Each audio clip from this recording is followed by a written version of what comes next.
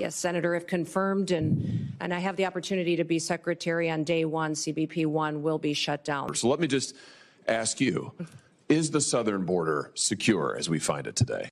Thank you, Mr. Chairman. Governor Noem, welcome. Congratulations on your nomination. I'm delighted to see you here. I do notice the chairman of the Ways and Means Committee is over your shoulder there. I'd have to question your judgment about who your friends are based on that.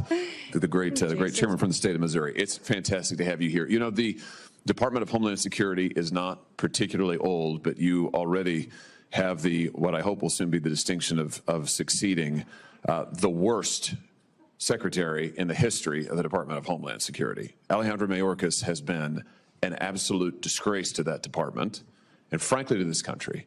And I'm delighted to see you willing to step up and serve. Let me just ask you something. I repeatedly asked your predecessor when he sat where you're sitting whether the southern border was secure. And he repeatedly told me under oath, it is secure, Senator. And he repeatedly said under oath, our policies are working, Senator, meaning the Biden administration policies that, of course, gave us this devastating open border. So let me just ask you, is the southern border secure as we find it today? Senator, no, the southern border is not secure today, but in just 3 days, we will have a new president in this country, President Donald J. Trump, and he will secure our border. That is refreshing candor. I'm glad to hear it. Let me ask you about a young man from my state. This is Travis Wolf. He was 12 years old when he was killed just over a year ago by an illegal migrant who mowed him down, and I choose my words carefully, mowed him down in a motor vehicle, hit him head on, doing 75 and a 40, killed him. Others were severely injured. Just yesterday, a witness sitting where you are sitting today told this committee that migrant crime is, and I quote, not an actual concern. Not an actual concern. In a hearing before this committee advising us to drop the Lake and Riley Act and not focus on migrant crime. You know, in my state, with the death of people like Travis Wolf and Officer David Lee, who was assaulted and killed in St. Louis, and officers in Kansas City who have been assaulted by illegal migrants, and others who have been carjacked and stabbed, would you agree with me that migrant crime sure as heck is an actual concern and that you intend to do something about it? Yes, Senator, absolutely. And I am so sorry about Travis and my prayers go out to his family. I can't even imagine what that is like. And thank you for telling his story, because there's so many families in this country that have that same story.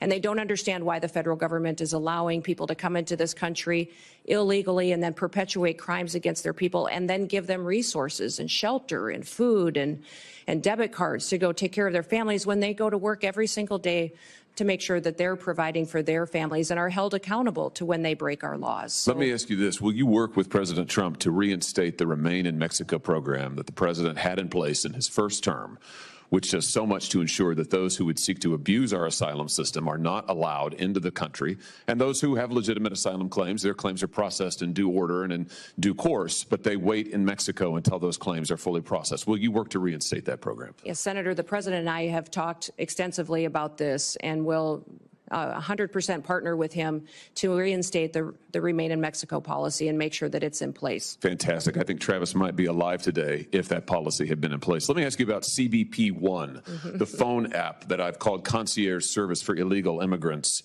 I'm sure you're familiar with it. This was the Biden administration's effort to allow asylum seekers to apply ahead of time using their phones, but not actually to provide any evidence that they needed asylum. There was a newspaper report, a press report that said the only problem with the app is it never asks users, are you seeking asylum? They don't ask for any asylum evidence. They simply release these so-called asylum seekers who use the app into the country on parole. Sometimes they're never given a hearing.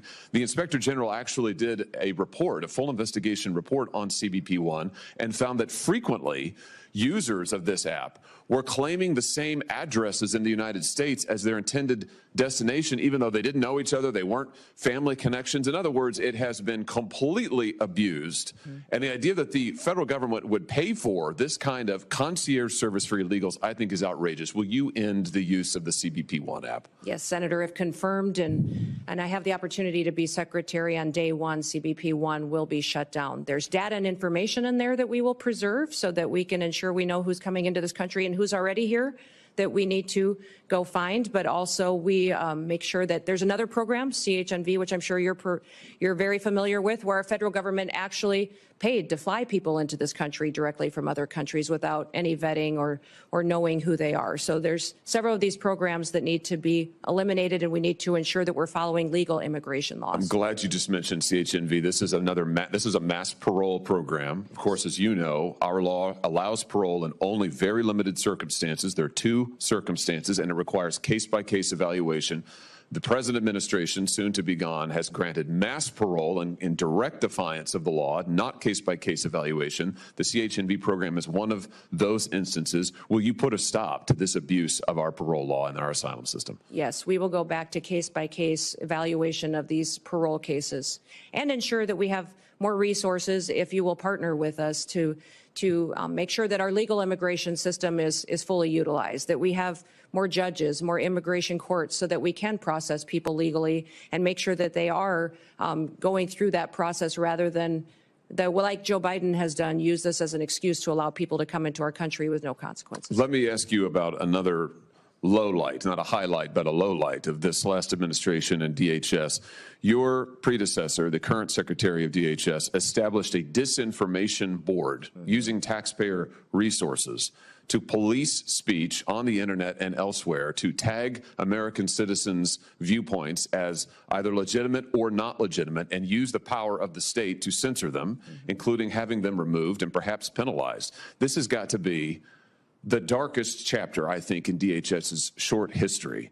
He eventually withdrew the board under intense criticism, but has never fully repudiated it and never promised not to do it again. Will you pledge to us here today that under your leadership, there will never be a disinformation board or anything like it at DHS, and you will be a champion for the free speech and First Amendment rights of all Americans? Yes, Senator, there will not be a board such as that under my leadership at the Department of Homeland Security. Fantastic. Absolutely. Let me ask you in my remaining seconds, just one more thing about the Secret Service. You've mentioned this, and I'm so glad that you did. This committee, and it has been bipartisan, this committee has done bipartisan work on the attempted assassinations, or the assassination attempts, I should perhaps say, of the former president, soon to be the future president, soon to be the president, President Trump.